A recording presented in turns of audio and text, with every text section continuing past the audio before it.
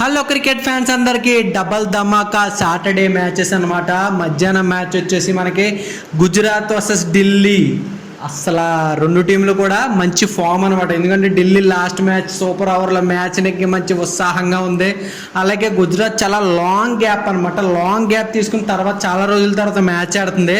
So ఈ రెండింటి మధ్యన అసలు క్లాష్ ఎలా ఉంటుంది, ఈ రెండింటి మధ్యన కీ ప్లేయర్స్ ఎవరో, అలాగే ఈ రెండింటి మధ్యన వీక్నెస్ ఏంటి, అలాగే స్ట్రెంగ్త్ ఏంటి తెలుసుకుందాం.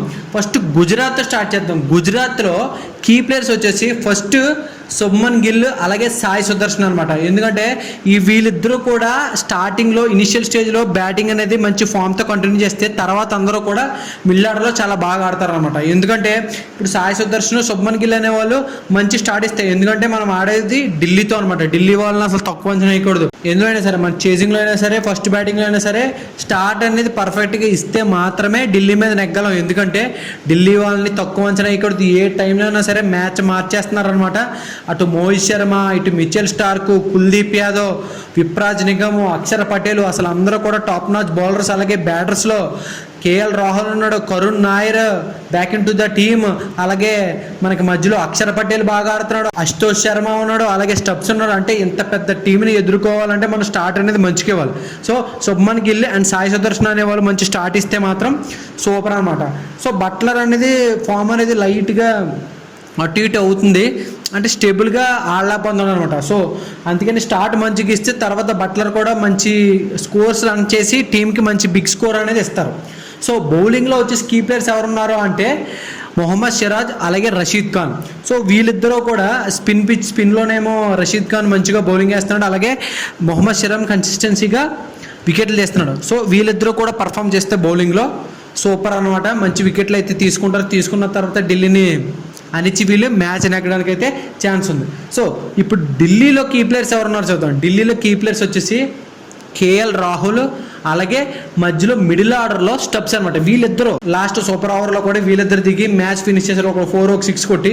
సో స్టబ్స్ అనేది చాలా మిడిల్ ఆర్డర్లో రన్స్ అనేవి అసలు కొట్టకపోయినా, ఢిల్లీ కొట్టకపోయినా మనోడు ఒక్కడే మ్యాచ్ కొట్టేస్తున్నాడు అనమాట. అలాగే మనోడితో అశుతోష్ శర్మ తోడవుతున్నాడు. మనోడు ఇచ్చే కాన్ఫిడెన్స్ బట్టి అశుతోష్ శర్మ కూడా చాలా ఆడుతున్నాడు. మధ్యలో కేఎల్ రాహుల్ బాగా ఆడుతున్నాడు అనమాట.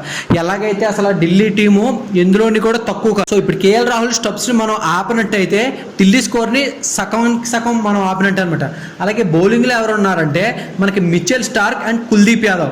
వీళ్ళిద్దరూ కూడా వికెట్ టేకర్స్ అనమాట. ఎందుకంటే స్టార్క్ లాస్ట్ మీరు చూసే ఉంటారు 9 రన్స్ ఆపేశాడు అనమాట. అలాగే కుల్దీప్ యాదవ్ ఎప్పుడైతే వికెట్ కావాలో అక్షర్ పటేల్ కుల్దీప్ యాదవ్ని తీసుకొస్తాడో వికెట్ తీస్తాడు.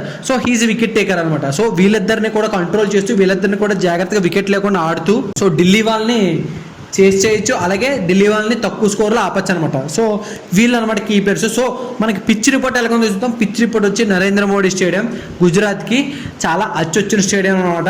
Narendra Modi stadium is batting friendly. ఎవరైతే టాస్ నెగ్గారో టాస్ నెగ్గిన వాళ్ళు ఖచ్చితంగా బౌలింగ్ అయితే తీసుకుంటారో, చేజింగ్ చేస్తారనమాట. బౌండరీస్ అయితే చాలా లాంగ్ బౌండరీస్, కాకపోతే బ్యాట్ మీదకి వస్తూ ఉంటుంది బాల్. సో మనం ఈజీగా హిట్ చేయొచ్చు. కాకపోతే బౌండరీస్ అనేవి లాంగ్ కాబట్టి చాలా జాగ్రత్తగా ఆడాలి. పర్ఫెక్ట్ మిడిల్ అయితే కానీ 6 వెళ్ళదనమాట. ఢిల్లీ పిచ్లా చిన్న చిన్న పిచ్లు కదా. Narendra Modi stadium is a very big pitch. కాకపోతే ఈ పిచ్లో గిల్లికి మంచి స్కోర్ అయితే ఉందన్నమాట. చాలా హైయెస్ట్ స్కోర్ ఉంది ఇందులో గిల్లికి కూడా. సో వీళ్ళిద్దరి మధ్యన అసలు హెడ్ టు హెడ్ ఎలాగో చూద్దాం. వీళ్ళిద్దరి మధ్యన హెడ్ టు హెడ్ 5 మ్యాచ్లు ఆడారు ఇప్పటి వరకు. అందులో 3 మ్యాచ్లు ఢిల్లీ నెగ్గింది, 2 మ్యాచ్లేమో గుజరాత్ నెగ్గింది. సో ఢిల్లీ ఒక్క ముందంజలో ఉన్నారనమాట. సో నేనైతే ఈ మ్యాచ్ ఎవరు నెగ్గుతారు అని అనుకుంటున్నానంటే ఢిల్లీ నెగ్గుతుంది అనుకుంటున్నాను. ఎందుకంటే ఢిల్లీ వాళ్ళు స్లైట్గా మన వాళ్ళు వరుసగా మ్యాచ్లు ఆడుతూ వస్తున్నారు, అందరూ కూడా ఫామ్లోకి వస్తున్నారు. కానీ గుజరాత్ కొద్దిగా లాంగ్ గ్యాప్ తీసుకుందనమాట. సో లాంగ్ గ్యాప్లో ఫామ్లోకి వచ్చిన వాళ్ళు ఫామ్లోకి వస్తారా, లేకపోతే ఫామ్లో ఉన్న వాళ్ళు ఫామ్ కోల్పోయి ఆడతారా అనేది కొద్దిగా మనకి క్రిటికల్ అనమాట. ఎందుకంటే వాళ్ళు లాంగ్ ప్రాక్టీస్ అయితే చేశారు, కానీ మధ్యలో మ్యాచెస్ ఆడకపోవడం, ఆ ప్రెషర్ అనేది వాళ్ళు ఇంకా తీసుకోకపోవడం, సో చిన్న స్లైట్గా అటు ఇటు ఉంటుంది అనమాట. ఢిల్లీ వాళ్ళు అయితే మంచి సూపర్ ఓవర్ ముందు కరుణ్ నాయర్ మంచి బ్యాటింగ్ ఆడాడు. సో ఇవన్నీ కూడా బిల్డప్ అయ్యి టీం మంచి స్ట్రాంగ్గా వస్తుంది అనమాట. అలాగే బ్యాటింగ్లో కానీ బౌలింగ్లో కానీ చాలా స్ట్రాంగ్ ఉన్నారు. అందుకే నేను ఢిల్లీని పిక్ చేశాను. సో మీరేమనుకుంటున్నారో కామెంట్ బాక్స్లో మెన్షన్ చేయండి. సో అప్పటి వరకు తర్వాత మ్యాచ్లో మంచి ప్రెడిక్షన్తో మళ్ళీ మీ ముందుకు వస్తాను. అప్పటి వరకు don't forget to like, share and subscribe. ఉంటాను మరి. Bye bye.